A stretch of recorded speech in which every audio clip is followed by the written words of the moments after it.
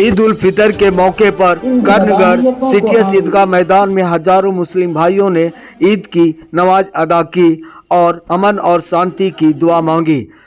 आइए देखते हैं इस दौरान क्या कुछ हुआ और किसने क्या कुछ कहा।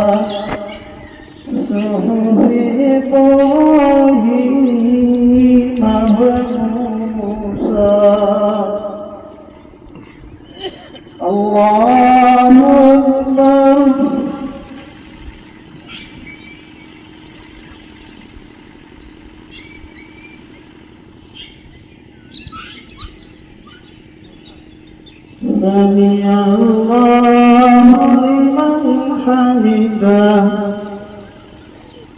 الله أكبر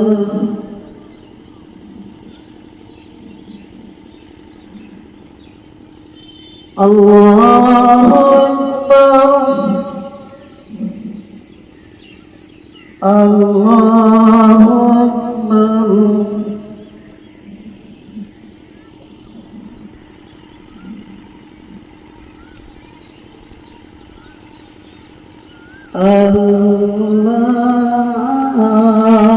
أكبر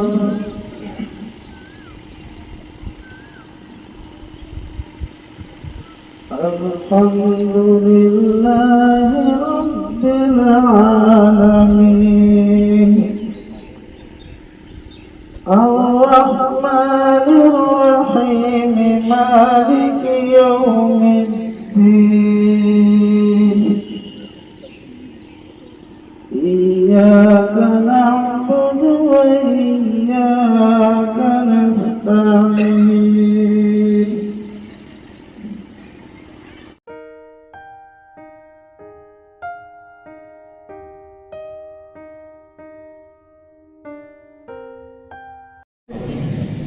अल्लाह अगर आप सबको माफ़ कर दें तो आपका कोई हाथ पकड़ने वाला नहीं, आपका कदम कोई रोकने वाला नहीं।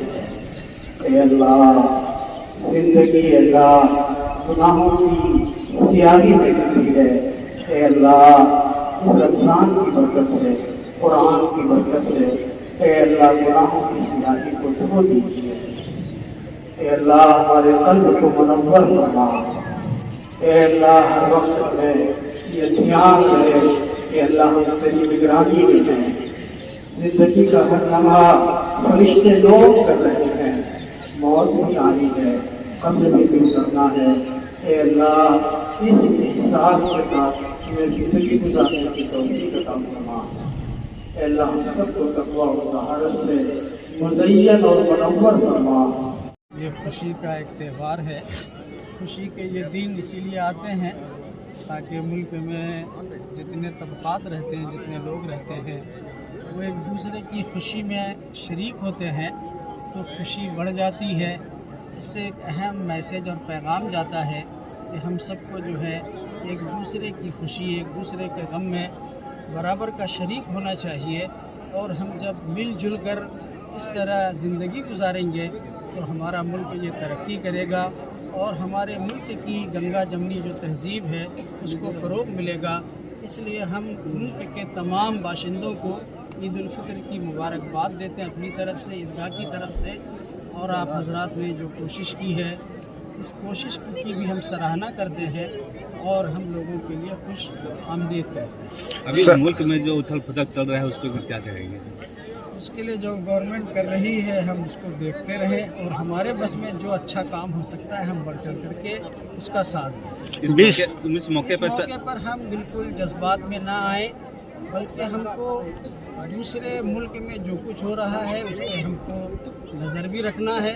लेकिन सबसे बड़ी बात यह है कि उसकी वजह से हमारे मुल्क की शांति को किसी तरह का कोई असर न पड़े, हमें इसके लिए कोशिश करनी है। भागलपुर के वासियों के लिए क्या संदेश होगा ईद उल फितर के ऊपर सर? बस ये हम कहेंगे कि हमारा ये भागलपुर शहर जो है वो आपस में भाईचारा का सबूत दें।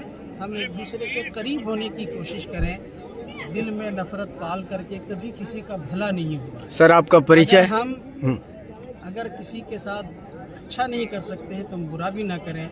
हमें इस तरह से जो है अपना व्यवहार रखना चाहिए। जी, आपका परिचय सर? मेरा नाम मुफ्ती मोहम्मद जमशेद है। मैं चंपानगर का रहने वाला हूँ, लेकिन मैं मुस्तकिल न्यू मुंबई में रहता हूँ और वहीं काम करता हूँ। Okay, thank you sir. पर आप लोगों को शुभकामना, मेरी ओर से शुभकामना है कि सभी लोग शांति और सद्भाव मनाएं। यही हमारी दुआ है। Okay sir, thank you. आज ईद के मौके पर क्या कुछ कहेंगे सर? ईद के मौके पर एक हमारे संदेश रहेगा कि सभी लोग शांतिपूर्ण जब पर्व मनाएं, व्यवस्था की गई है और हमारे सभी प्रदेशवासियों से अनुरोध है कि शांतिपूर्वक मनाएं।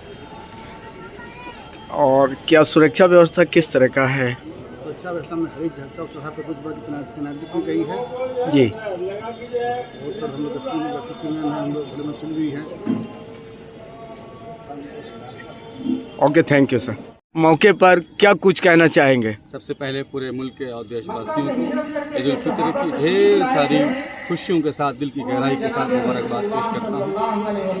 और आज के दिन इस मुल्क की सलामती के लिए, अमन चैन के लिए, इत्तेहाद इत्तेफाक के लिए, आपसी मोहब्बत जो एक कदीम बहुत बरसों से जो रही है उसको बरकरार रखने के लिए यहाँ इस करने की ऐतिहासिक धरती पर एक दुआ मांगी जाएगी। आज वैश्विक स्तर पर उन्माद और युद्ध की जो स्थिति बनी हुई है उसको लेकर के क्या कुछ कहेंगे आप लोग? हम सब दुआ करेंगे कि युद्ध का खात्मा हो। युद्ध शांति की का प्रतीक नहीं है। युद्ध से आपसी एकता टूटती है, मुल्क कमज़ोर होता है और जो हमारा वैश्विक ताकत है वो कमज़ोर होता है। वर्तमान सरकार को लेकर के जो अभी बहुत तरह की बातें आ रही कि भेदभाव हो रहा है, डिस्क्रिमिनेट का बात आ रही है, क्या कुछ कहेंगे इसको लेकर के? देखिए, आज तो हम खुश हैं इसलिए कि आज अल्लाह ने इनाम का दिन रखा है। इस खुशी के मौके पर हम किसी तरह की नकारात्मक और नेगेटिव बात नहीं करते हैं, पर दुआ करते हैं जो सरकार ठीक काम कर रही है और दुआ करेंगे कि और अच्छे तरीके से काम करें। आपका परिचय? शम्स कब्रे रहमानी, सचिव ईदगाह कमेटी करने को नाथनगर। किनके द्वारा नमाज अदा किया? मुफ्ती जमशेद हक्कानी साहब।